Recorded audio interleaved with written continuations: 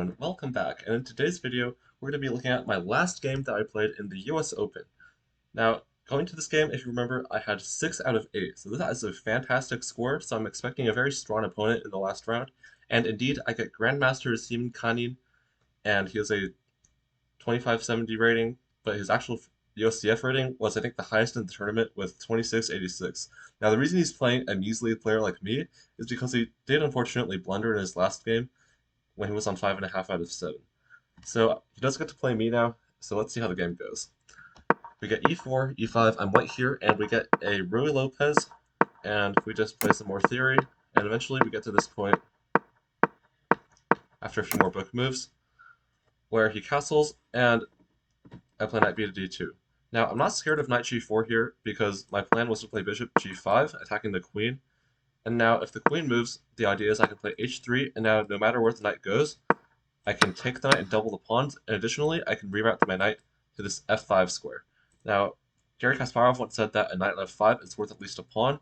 Hikaru thinks it's worth at least a queen, but at any rate, a knight on f5 is very good. So this would have been good for me, however, my opponent obviously doesn't allow this, instead plays h6, and now play h3 to stop knight g4. And after rook e8, my opponent's threatening to trade and take on e4, so I play d5, closing the position. After takes, the opening is done, now we're in the middle game phase. So what are White's plans here? Well, there's some weaknesses here with d6, and there's also kind of a weird pawn mass over here. Those are probably the only thing that White can target. So a logical move I thought was to play a4 to try to do something with these pawns, but all it does is fix the pawns for black. So that was kind of dumb. What I should have done is just leave the pawn on a3 to stop any b4 breaks, and then start rerouting my knight and my bishop. So this bishop probably belongs best on this diagonal here, because there's no other diagonals due to my pawns. This knight is best on e3, and that'll be apparent later in the game.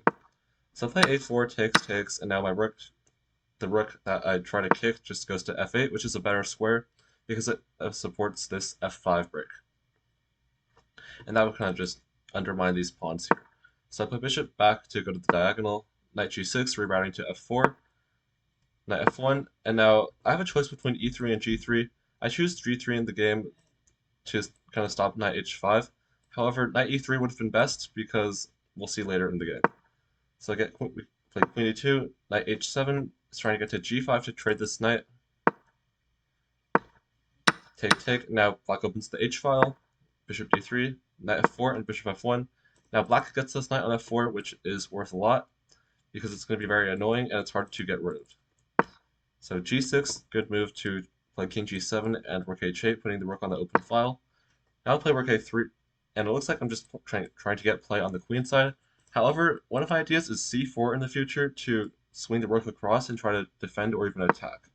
Now king g7, knight e2. So I have to trade these knights because if I allow g4, that's going to be very problematic. For example, rook a1, g4, and if I have to take, now this h file is completely open, and after queen h4 and rook h8, it's going to be very difficult to deal with all the threats. So I do have to trade off these knights, and after that, it's just a pawn on f4. And a pawn on f4, a pawn is just a pawn. So now I play c4 to open up my rook, queen g5, king h8, king h2 sidestepping, queen h4, and now I kind of play a move that's not necessary. I play g3 because I'm scared of the pawn pushes here. However, what I could have done is just played on the queen side with either b4 or rook a1, because if black starts pushing these pawns, there's not much you can accomplish. So I can just play c5, and I thought that takes would be pretty bad, but I didn't see this move g3 locking up this pawn structure on the king side. And now black just has no way through because this pawn is blocking the h-file, and this king is very nicely sat behind the pawn. But unfortunately, I did not see this, and actually after takes, I'm just take with a rook with check also.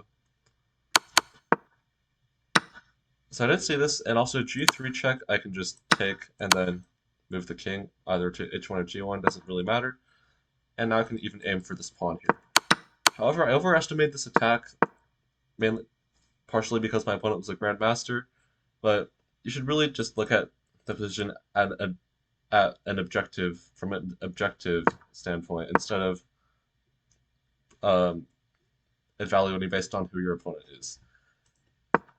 However, unfortunately, I do get scared of this attack, and I play g3, which isn't a great move because my opponent can just take. After I take with the rook, I have pretty bad pawns here big weakness on f4. However, that's not the biggest problem. The biggest problem is this pawn here.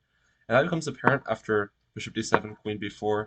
I'm trying to take some pawns here so that at least I have some material for my bad position. And after queen f6, attacking f2, I'll play king g2, which is a huge blunder.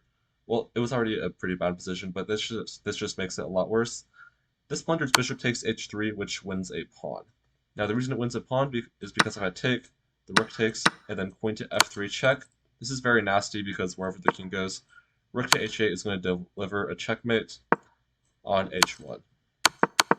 So unfortunately I cannot recapture, which means I just lost a pawn. Now after king g1 the game is just over because after black gets the rook into the game, I just have too many weaknesses here, e4, b4, f2. Black has basically no weaknesses. King is like the safest king that I've ever seen in a major piece endgame. And after a few more moves, I just resigned the game because there's no way to guard all the pawns. I'm already down one pawn. I'm probably going to lose every single one of my remaining pawns after all the trades. For example, takes, just queen g4, queen e4. Rook's going to take this pawn. Just no way to stop this. Probably even faster way to win, taking with the rook, and then just checkmating me with the queen. So unfortunately, I do lose this game. Now, I did say back here that if I played knight e3, it would have been better, and the reason for that is because I wouldn't have to worry about g4 in this line here. If the knight was on e3, I can just take here and not worry about the bishop recapturing. So this would have been better for me if the knight was on e3. Okay, so that concludes the US Open videos. I do have some shorts about the 1700 games, and those are pretty interesting, so be sure to check those out. They're very short videos just showing how the 1700 blundered or got just outplayed in the middle game or endgame. So be sure to check those out, and this does end the US Open series. I'll be playing another tournament soon, hope to get to 2100. This tournament got me to 2079. So that's it for this video. I'll see you guys in the next video. Bye, everyone.